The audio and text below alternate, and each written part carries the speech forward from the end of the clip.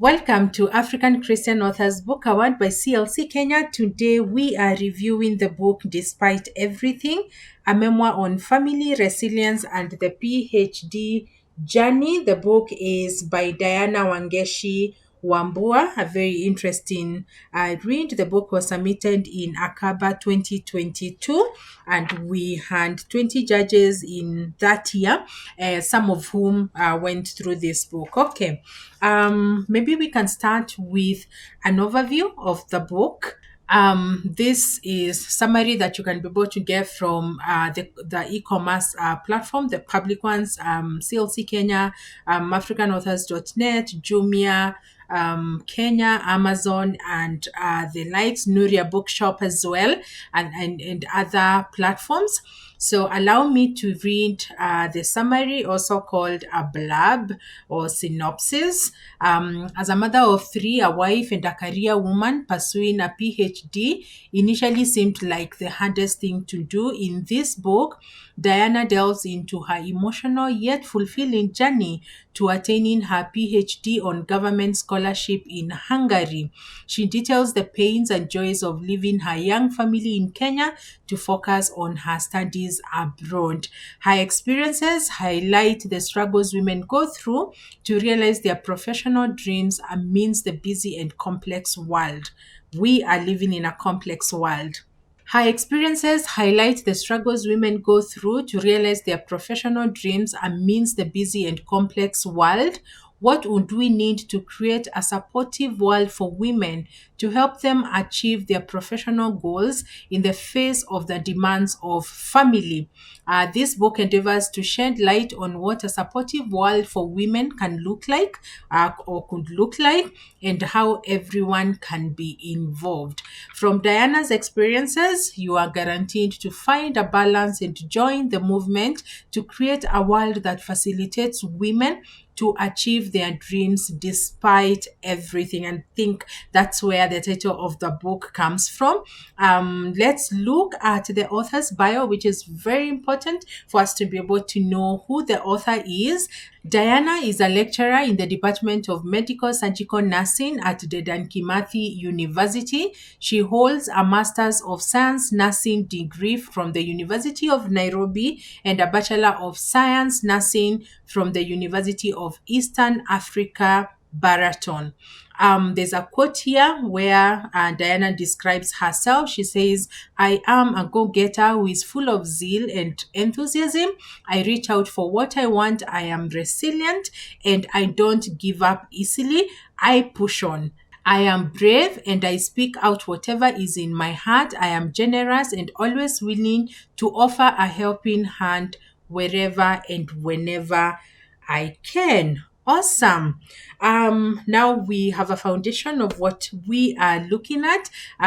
Let's look at some of the feedback from the judges concerning this particular book. So one of the judges saying that Diana is multi-gifted woman. Diana is a multi-gifted woman. Her style of writing is easy in a prose kind of way. She remains very attractive to her audience or the target group. She carves out an area of felt need. Many women settle very low, especially after marriage and after children start coming. I congratulate Diana for taking a bold step to address a need in the society, speaking to women, and in so doing, indirectly inviting men to help and allow their wives to pursue their life's purpose. Awesome. Besides writing for women, which she has done, and it is great, Diana owes couples times of learning from her marriage, maybe in couples seminars. So Diana, there you have a challenge, from one of the judges. Another judge says that Diana's experience is monumental. She has a fantastic man for her husband. Thank you, Diana's husband, and a very good support system that the husband is to Diana. His support is part of the reason she made it in her academic and career journey. So shout out to all the husbands out there who are really supporting their wives to become. She also acknowledges her nanny or house help who took great care of her children while she was away for 4 years studying. This is help from an unlikely places. I know we have many stories about, nannies who are very uncooperative, who are very unfaithful, but this particular one, she did a great job to be able to support Diana while she was away. Another judge says that Diana also recognizes the place of friends in a person's life, with her friends attending her farewell party. And so shout out to all the friends out there. And another comment, Diana recognizes as well the place of her supervisor, Professor Varga, in her success journey, affirming that the larger society has a great role to play in a person's life journey. And so, just saying that, success is not an individual, achievement. So many people have to contribute to making someone in society successful. And Diana does not shy away from her book to be able to highlight different people who really played a key role. You've heard of the husband, of the nanny, of the friends, this Professor Valga, amongst many people who really helped her to become everything that God wanted her to become. Awesome. Another feedback, Diana's determination is simply tangible. You need to read the book to be able to see the highs and the lows of her journey and how different people came through for her, but also how she was determined despite the challenges that she's going to achieve the PhD. Diana has a keen eye. This is another comment from another judge. Diana has a keen eye for detail that is good for writing and a beautiful way to look at life, especially for a woman. Another comment, Diana has a great mastery for the English language in great detail as well. And we thank God that she has done, she's had to write a lot, maybe research and all that for the PhD. And so you can be able to pick that from the book. When you're going through the book, you can be able to see she has, good mastery of the language. Another judge says Diana is very gifted and would help many women to arise to their purpose and its pursuit in life. Awesome. So Diana mentor as many people, as many women as God is going to bring your way, so that you can become an example that it's possible for a woman to be able to pursue their calling, their purpose, and also just be able to, maintain a marriage and make it work and have children and raise a family, that it is actually possible. And the final comment from the judges, it's a challenge. I think a similar challenge from someone else, from another judge.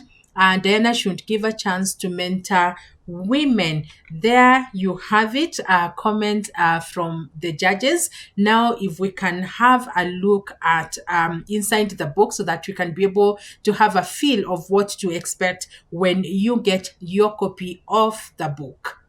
Awesome. So here we are. We can have a look inside the book. It Despite Everything, a memoir on family resilience and the PhD journey by Diana Wangeshi Wambua. We can have a look inside, and you can be able to see the book has the copyright page, which is important, has the legal stuff there.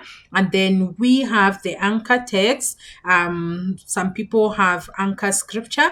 This one says that each time I left my children behind, there was a characteristic pain I felt in my heart. It was not easy. There was a complete shift in my life. And so she starts by being vulnerable, saying this is, it wasn't just an easy, process for her or decision for her, but it needed to be done. And of course, you have to read the book to be able to see the challenges that she scaled to be able to achieve that. Now, one of the things I like with this book, you can be able to see the table of content. It's very minimalistic and very clean. It has 7 chapters: growing up, triumph to the scholarship, my new baby is here, Hungary, here I come, PhD journey, what worked for me, and a conclusion which she calls one last word. All right, then we move on to the forward, and we had, a forward from, let's see, Bernadette Muyomi, who is a social entrepreneur and a public policy expert. And a forward is important because then someone else can be able to put, their weight into the significance of the book. Here you can see Bernadette did an entire, that's 3.5 pages or 3.25 pages to be able to endorse this book. And then we have the introduction, why I wrote this book, and Diana gives her reasons why she felt the book was important. Now let's talk about chapter dividers and quotes. Now I really like this. It's consistent throughout the book. In every chapter, for this particular book, I can see the publishing style is that the chapter starts on the right hand side, which is rector page. And so what I really like is that you have the chapter title or heading, and then every chapter has these quotes which are very fresh and appealing. For chapter 1, for example, is a quote by Maya, and it says, "You may not control all the events that happen to you, but you can decide not to be reduced by them." And so this is very fresh, minimalistic, and very appealing, because then you get to get a quote in every beginning of every chapter. And then the entire book has all these snippets, if I can call them like that. There are these photographs throughout the book to just bring us into a place of further connection with the photos.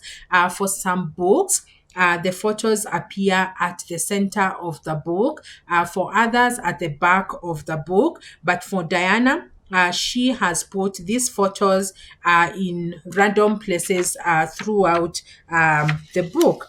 Awesome.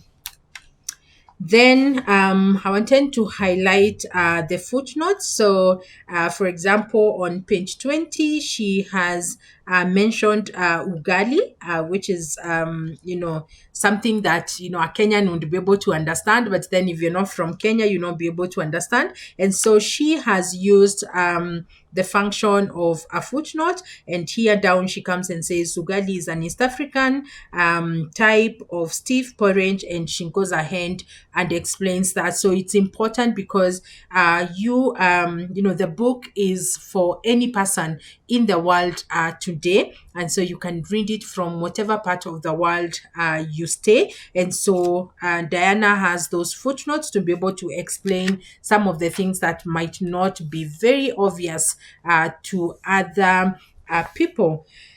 All right. Page 47, a very sad story, and Diana has shared both the good and the bad aspects or areas of her life. And here on page 47, she shares how she lost her pregnancy, and it's a sad story, but also uplifting that, to learn that she was able to move forward even after going through such a difficult time. So a very good book for, women going through adversity and difficult times, to be able to know it is possible to move forward.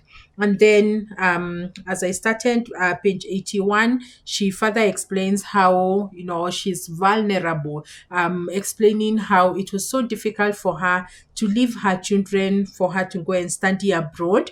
And, that it's an encouragement that sometimes we will have to make decisions, not because they're the easiest decisions, but it's because they need to be made. Or if another woman is already doing making those decisions to know that you're not alone and that this phase is going to end and you're going to get into another phase. All right.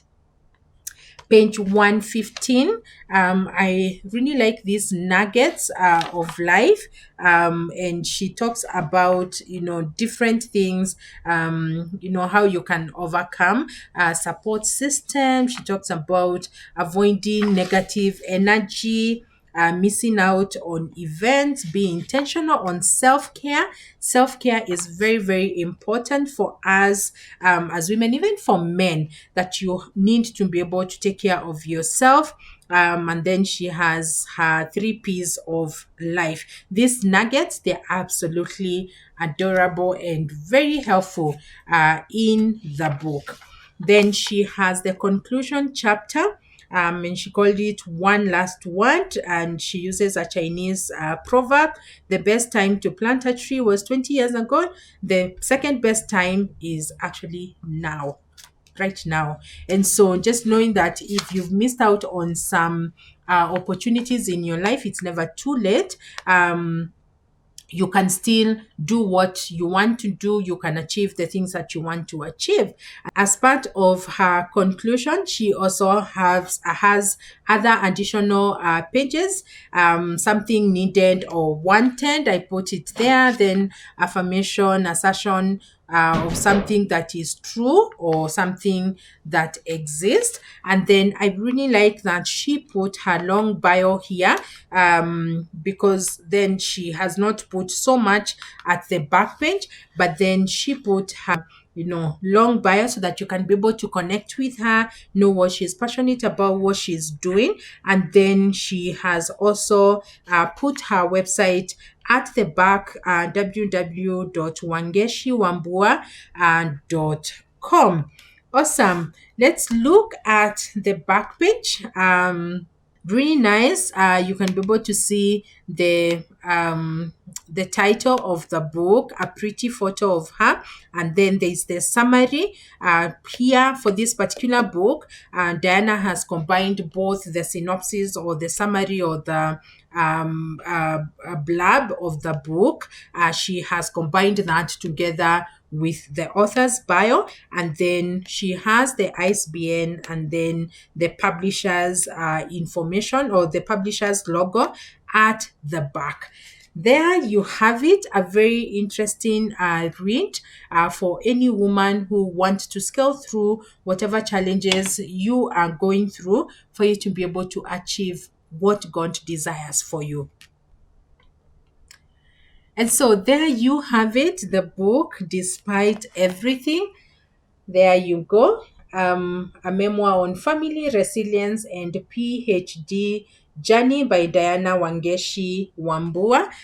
The book is available from CLC Kenya. The link is kenyaclc.org. I'm going to leave the links down so that you can be able to get a copy.